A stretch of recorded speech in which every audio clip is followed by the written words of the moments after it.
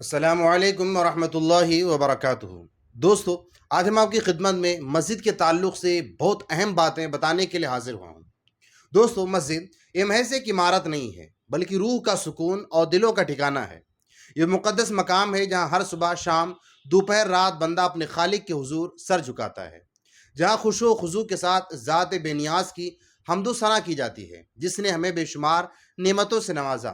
یہ وہ بابرکت گھر ہے جہاں ایمان کو جلا ملتی ہے، جہاں سکون و اطمینان کی بارش ہوتی ہے، جہاں مسلمان اپنے پروردگار سے سرگوشی کرتا ہے۔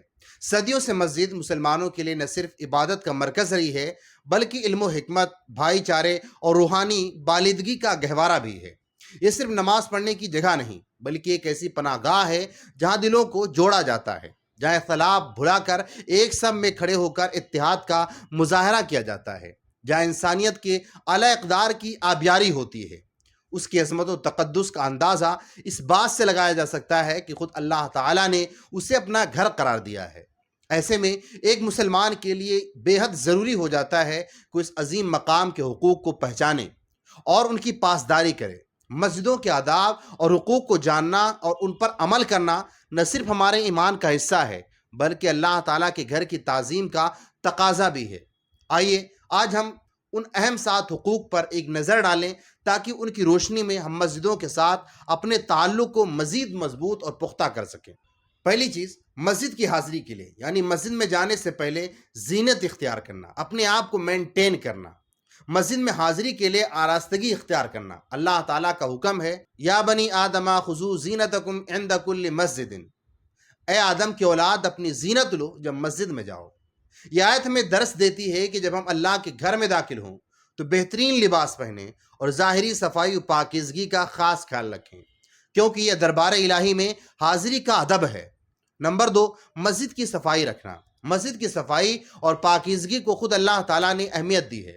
چنانچہ اللہ تعالیٰ ارشاد فرماتا ہے، وَعِدْنَا إِلَىٰ إِبْرَاهِيمَ وَإِسْمَاعِيلَ أَن طَهِّرَ بَيْتِيَ لِلطَّائِفِينَ وَالْعَاكِفِينَ وَالرُّكَّعِ السُّجُودِ، اور ہم نے تاکید فرمائی ابراہیم اور اسماعیل کو کہ میرا گھر خوب ستھرا کرو، طواف والوں اور اعتکاف والوں اور رکوع سجود والوں کے لیے۔ یہ حکم اس بات کی دلیل ہے کہ مسجد کی صفائی عین عبادت ہے اور اسے ہر قسم کی آلودگی سے پاک رکھنا ہماری ذمہ داری ہے۔ نمبر 3، مسجد کو خوشبودار رکھنا۔ ام المومنین حضرت عائشہ صدیقہ رضی اللہ تعالیٰ عنہ فرماتی ہیں، رسول اللہ صلی اللہ تعالیٰ علیہ وسلم نے فرمایا، محلوں میں مسجدیں بنانے اور انہیں صاف اور خوشبودار رکھنے کا حکم دیا۔ مسجدوں کو خوشبوؤں سے مہکانا اسے روحانی سکون اور طمانینت کا گہوارہ بنانا جو نمازیوں کے دلوں پر خوشگوار اثرات مرتب کرتا ہے۔ نمبر 4، مسجد کو شور و گوگا سے بچانا۔ نبی کریم صلی اللہ علیہ وسلم نے فرمایا، اپنی مسجدوں کو بچوں، دیوانوں، بدخسرت لوگوں، خرید و فروخت، جھگڑوں، شور گوگا، حدیں لگانے اور تلوار کھینچنے سے دور رکھو۔ مسجد ایک پرسکون اور پرامن جگہ ہے جہاں خشوع و خضوع کے ساتھ عبادت کی جاتی ہے، لہٰذا اسے ہر قسم کے بیجا شور و گل اور دنیاوی معاملات سے پاک رکھنا چاہیے۔ نمبر 5، مسجد میں نہ ہنسنا۔ سرکار دو عالم صلی اللہ علیہ وسلم نے ارشاد فرمایا، مسجد میں ہنسنا قبر میں اندھیرا لاتا ہے، لہٰذا مسجد میں ہنسنے سے بالکل بچا جائے۔ یہ حدیث ہمیں مسجد کے تقدس کا احساس دلاتی ہے کہ یہاں دنیاوی لہو لعب کھیل کود سے پرہیز کرنا چاہیے اور سنجیدگی اور وقار کو ملحوظ رکھنا چاہیے۔ نمبر 6، مسجد کو بدبودار چیزوں سے بچانا۔ رسول اللہ صلی اللہ علیہ وسلم نے فرمایا، جو لہسن، پیاز اور گندنا، لہسن سے ملتی جلتی ایک ترکاری ہے، جو کھائے تو ہماری مسجدوں کے قریب نہ آئے، کیونکہ فرشتوں کو اس چیز سے تکلیف ہوتی ہے جس سے انسان بھی تکلیف محسوس کرتے ہیں۔ یہ حکم ہمیں مسجد میں داخل ہوتے وقت ذاتی صفائی اور خوشبو کا خیال رکھنے کی تلقین کرتا ہے تاکہ دوسروں اور فرشتوں کو کسی قسم کی ناگواری محسوس نہ ہو۔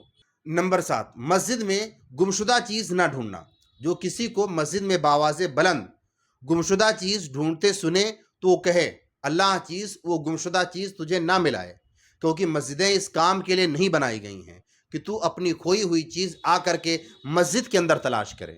مسجد عبادت کے لیے مخصوص ہے، اسے دنیاوی مقاصد مثلاً گمشدہ چیزوں کی تلاش کے لیے استعمال کرنا اس کے تقدس کے منافی ہے، اس کے تقدس کے خلاف ہے۔ اللہ پاک ہمیں مسجدوں کو آباد کرنے، ان کے حقوق ادا کرنے، ان کی صفائی ستھرائی کا خیال رکھنے، خوشبودار رکھنے اور مسجدوں کو شور و گل سے بجانے کی توفیق عطا فرمائے، آمین بجائے خاتم النبیین صلی اللہ علیہ وسلم۔